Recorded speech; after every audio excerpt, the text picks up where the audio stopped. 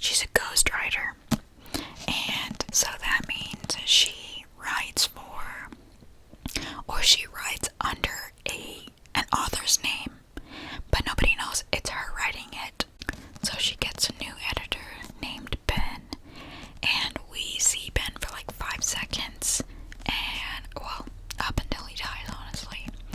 So, as you could guess, we have a person who can see ghosts, and then we have a hot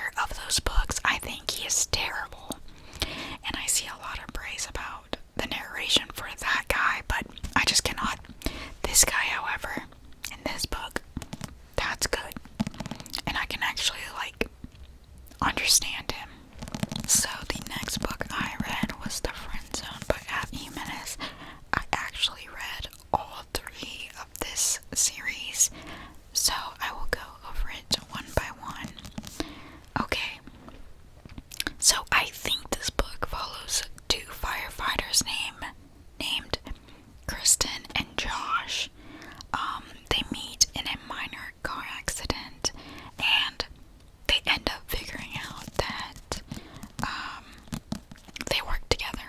So it, in a way, kind of starts off as an enemies to lovers. As one would have it, they work together, and they do some other, stuff on the side that makes them work together. They become very close, I would say. They become each other's best friends. At this time, Kristen does have a boyfriend, but there is an undeniable bond with Josh.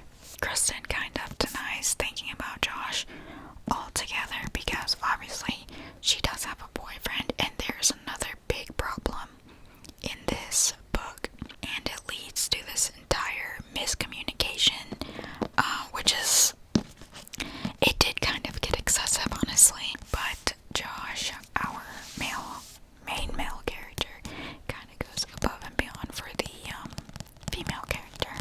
There were some things I actually did enjoy about this book. I'm not saying this book was bad. I actually gave it a 3.5 out of 5.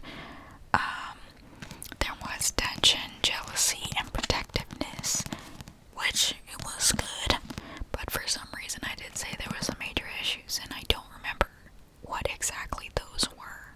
Okay, so I just looked at what I said. Basically, Josh wants a man for a girlfriend.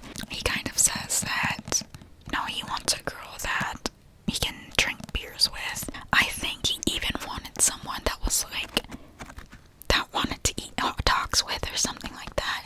He does go, okay, this is a little bit too detailed, but he does go on a date with someone, and he didn't like that she, he wanted someone he could be comfortable with, I guess.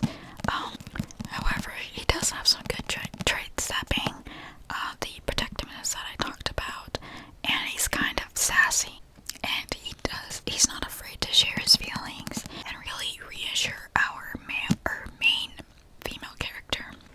So, Kristen, so the miscommunication I am talking about, she heavily leans into that, and that made her character very annoying for me. However, what I did like about this character is the fact that she was funny and blunt. I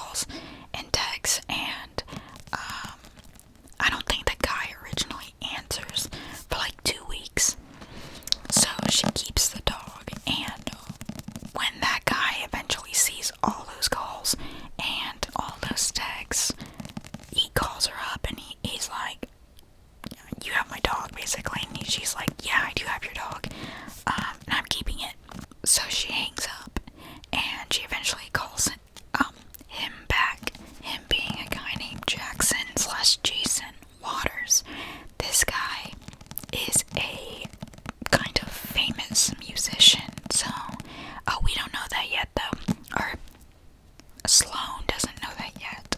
So right now these two are they kind of do long distance and they get to know each other over the phone, which is actually nice to read. I kind of like that kind of stuff. I feel like it leads up to great tension, and can build, chemistry in that way. So they obviously they get to know each other and they plan a date. But when Jason comes back to America, because right now he is in Australia, when he comes back, they figure out that they are instantly attracted to each other, and in the beginning, Sloane is very hesitant about getting with Jason, but Jason waits patiently. He's kind, he's sweet, gentle, all of that, and these guys have a great time up until it starts going downhill, and that is because he is musician things. So that's the premise. So overall, I didn't hate this book, but I didn't love it either. I think it had really good parts. Some things that really kill this book for me is the fact that there is insta love. There is a part where the guy should be groveling and he doesn't. It's like, what a wasted opportunity. Since this book does deal with a sort of like rock star, this plot does not do it for me. I think that whenever we started going on tour or whatever, it started making the book go downhill, and anything having to do with that, I didn't care for it.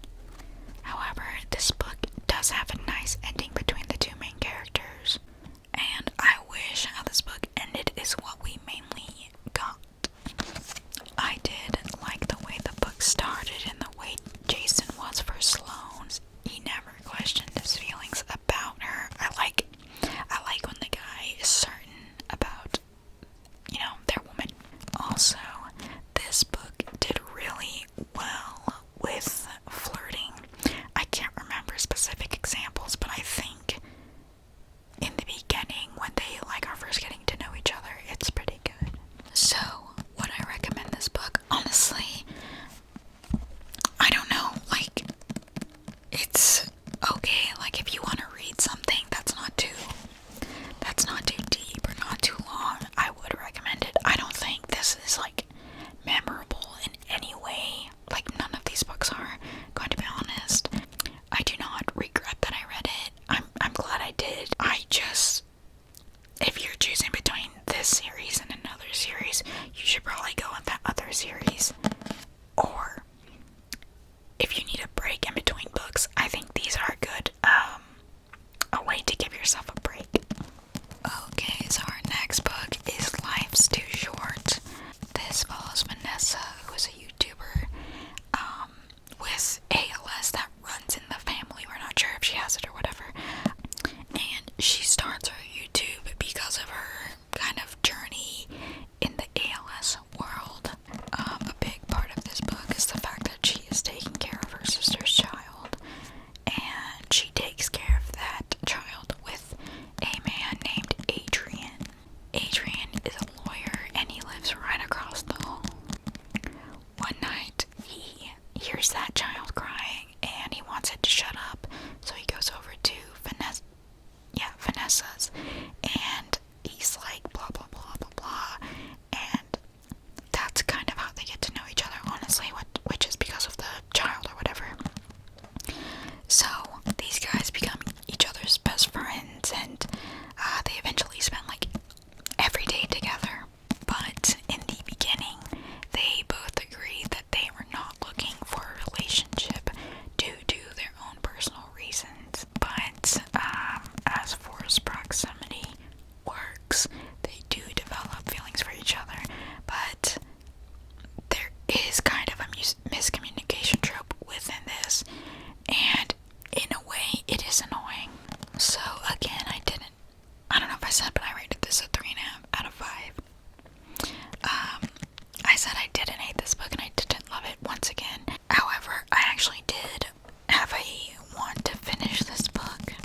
It had cute moments and funny moments.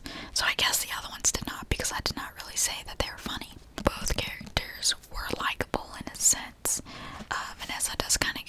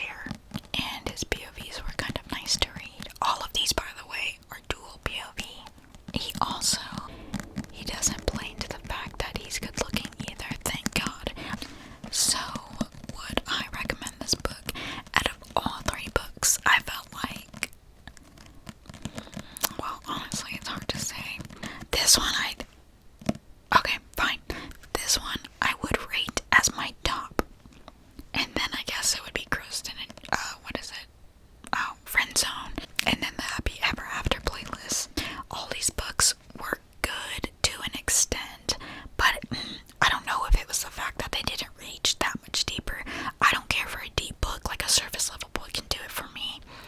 There was just something about all these books that were very similar in the way that I felt that they were lacking something. Something was not allowing me to, I guess, fully love these books. Okay, so the next, well, but if we backtrack, this book was actually after The Last Call. So anyway, the next book